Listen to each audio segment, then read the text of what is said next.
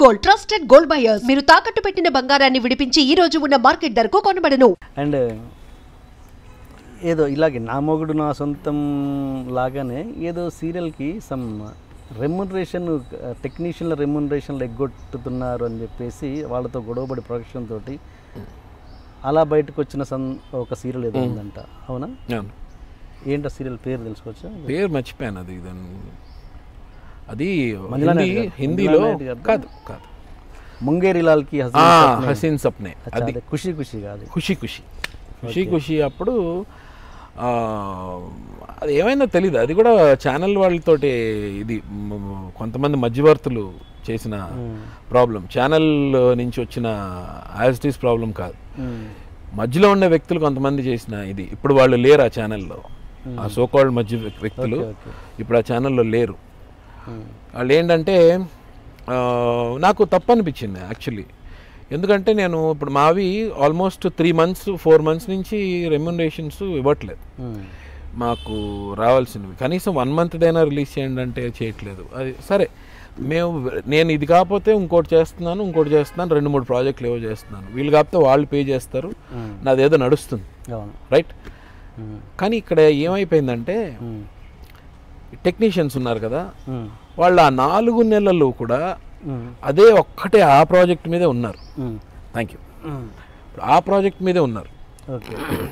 వాళ్ళకి ఎలాగ పాపం డైరెక్షన్ డిపార్ట్మెంట్ వాళ్ళు, ప్రొడక్షన్ ఫుడ్ తీసుకొస్తారు కదా ప్రొడక్షన్ వాళ్ళు జేబుల్లోంచి డబ్బులు వాళ్ళు పెట్టుకున్న ఆ చీఫ్ నాతో రోజు చెప్తున్నాడు, అన్న ఇలా జరుగుతుందన్న, జేబులోంచి పెట్టుకున్నానన్న జేబు.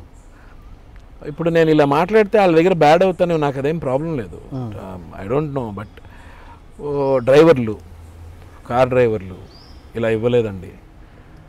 ఇంకా నాకు బాగా ఎక్కువ బాధ వేసింది ఎక్కడ కనెక్ట్ అయిపోయానంటే, రోజు పొద్దున్న షూటింగ్కి వెళ్తే కో డైరెక్టర్ ఆ మూలన నుంచి ఏడుస్తున్నాడు. ఏడుస్తుంటే ఇలా కళ్ళు తెరుచుకుంటుంటే దగ్గరికి వెళ్ళాను. సాయి అబ్బాయి పేరు.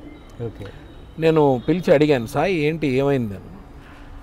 ఏం లేదన్నా అంటే నేను మిగిలిన వాళ్ళు ఉంటే అడిగాను, లేదు సార్ కనుక్కోండి, ఏదో ఉంది సార్ కనుక్కోండి అన్నారు. ఏమైంది చెప్పు సాయి అని పక్కకు తీసుకెళ్ళాను. వాళ్ళ అబ్బాయిని స్కూల్లోంచి గెంటేశారట.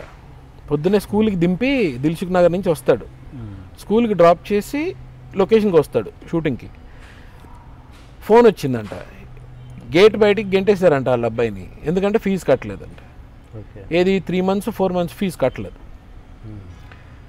2000 నా ఫీజు, అది 2000 కూడా కట్టలేపాడు పాపం. కట్టకపోతే నేను వెంటనే మా అసిస్టెంట్ని పంపించి ఏటీఎంకి డబ్బులు డ్రా చేయించి అతనికి ఇచ్చాను. వాస్తవం ఇది, నేను చాలా గర్వంగా చెప్పుకుంటా ఈ విషయం. నేను అతనికి ఇచ్చాను.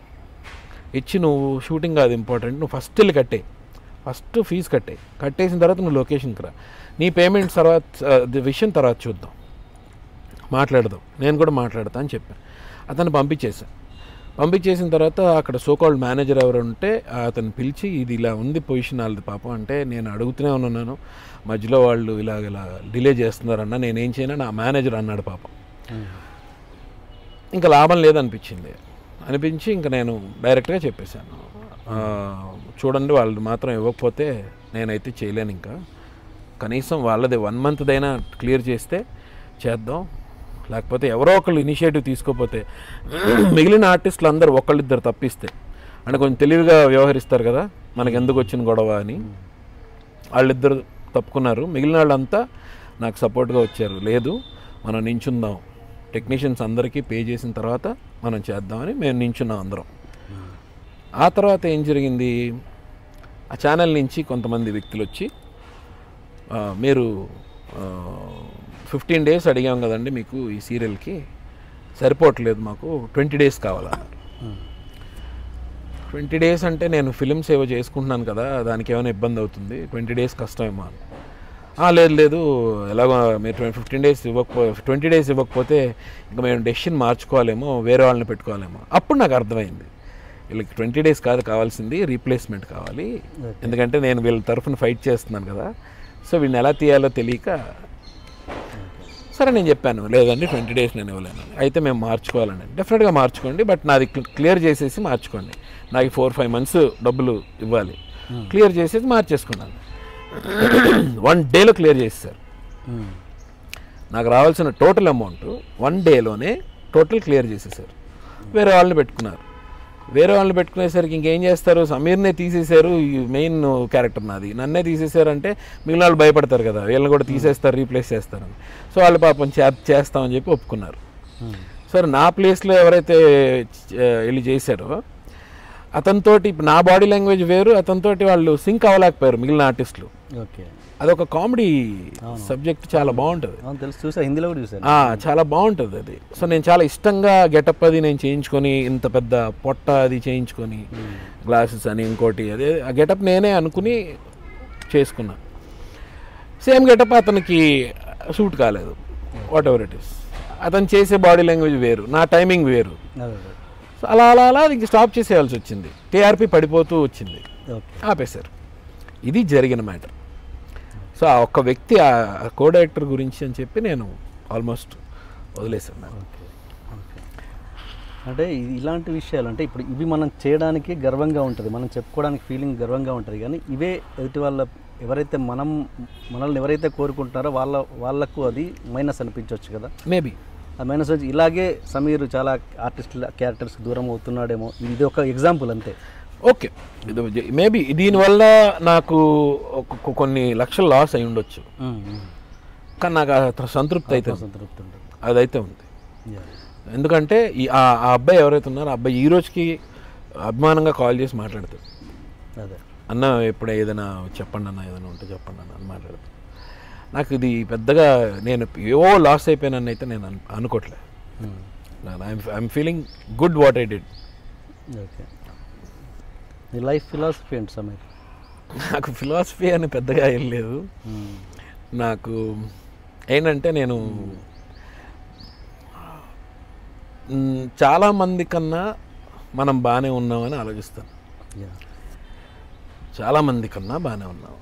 ఏది నేను ఇప్పటి వరకు నేను నా సైడ్ ఏదైనా రాంగ్ ఉంది అంటే, నేను ఏదైనా తప్పు చేశాను అంటే, నా కెరియర్ బిగినింగ్ నుంచి అది ఒకటే ఒక తప్పు ఏంటంటే వెళ్ళి అడగకపోవడం.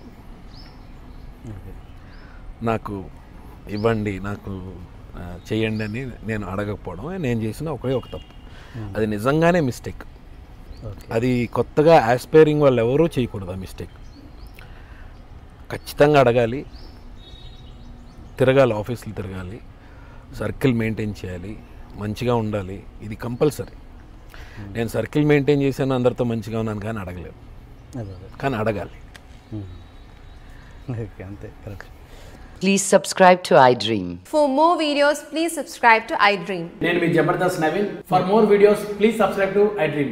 For more videos, subscribe to iDream. For more interesting videos, please subscribe to iDream. Hi, this is Anil Ravipudi. For more videos, please subscribe iDream Media. This is Manjula. For more videos, please subscribe iDream. For more videos, please subscribe to iDream channel. Don't miss it. అక్కడ ఒక గంట symbol ఉంటుంది, దాన్ని లాగి కొట్టండి, మర్చిపోదు. ఓకేనా? Subscribe to iDream.